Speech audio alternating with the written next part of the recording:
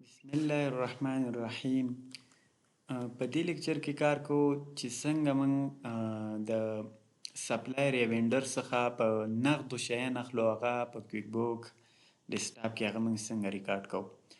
پرته له دې چې موږ هغې ته پرچیز آرډر ولیږو یا د هغې نه موږ انوینټري ریسیو کړو، نو ډایرکټ ځو د خپل وینډر یا سپلایر څخه موږ شیان اخلو په نغدو، نو هغې ریکارډینګ به موږ څه کوو. هغې ریکارډینګ موږ انټر بیلز یا هم په وینډوز کې تاسو کتلی شئ چې انټر بیلز په دې کلیک کولو سره به تاسو څه وکئ، را به شئ دلته به تاسو خپل وینډر انتخاب کړئ یا سپلایر. فار ایگزامپل ما دا وینډر انتخاب کو.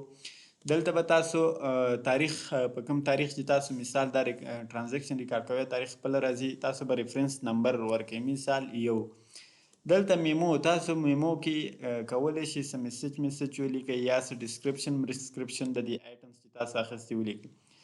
نو دې ځایونو کې به تاسو ډېر احتیاط کوئ. یو ایکسپنسز دي، یو آیټمز دي. د ایکسپنسز ریکارډ موږ ډایرکټلی په کیش رایټ چک کې کوو. نو تاسو به راشئ په آیټمز به کلیک وکئ. د آیټمز څخه به تاسو خپل آیټمز انتخاب کړئ. دلته تاسو کتلی شئ آیفون 15 پرو ماکس ما انتخاب کړو. دلته کوانټیټي مثال دو دانې کوانټیټي ما انتخاب کړو یا 3 دانې چې زه په نغدو د خپل وینډر یا سپلایر څخه اخلم. په دې سره تاسو کولی شئ دلته څه وکئ، دا پرنټ هم کوئ او په سیف انکلوز باندې کلیک کوم. دا موږ سره څه کیږي، سیف انکلوز شو بیل.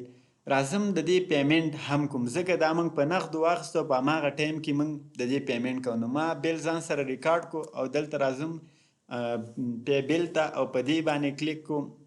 په دې کلیک کولو سره پی سلیکټډ بیلز په دې باندې کلیک او تاسو دلته کولی شئ چې مثال په ډن باندې کلیک کوئ یا نور بیلونه هم پی کوئ. نو ډن مو کلیک کو.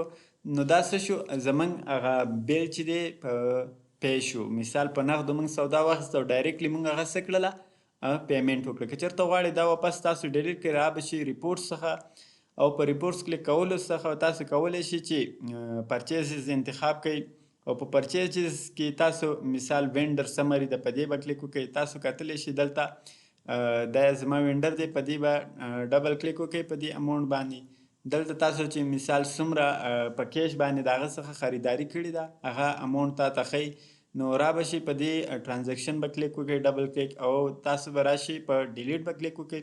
په ډیلیټ نه بعد به تاسو په اوکې کلیک وکړئ او دا به څه شي، ډایرکټلی ډیلیټ شي. نو ستاسو ریپورټ کې به واپس صفر پاتې شي. نو تاسو خپل ریپورټ ریفریش کړئ.